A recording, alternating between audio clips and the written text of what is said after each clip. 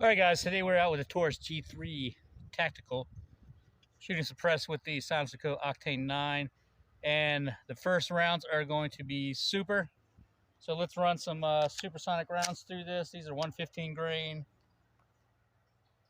I'm going to do it off targets at first. So it's got a little bit of a crack to it.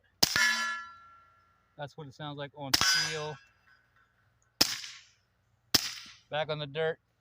So let's go ahead and put a mag of 147 grain subs in here and see if there's a difference. Hold tight. All right, guys, 147 grain Subsonics suppress. Let's see, we're gonna do it in the ground first. That's a difference.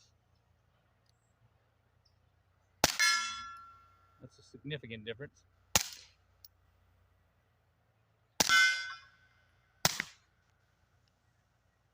All right, first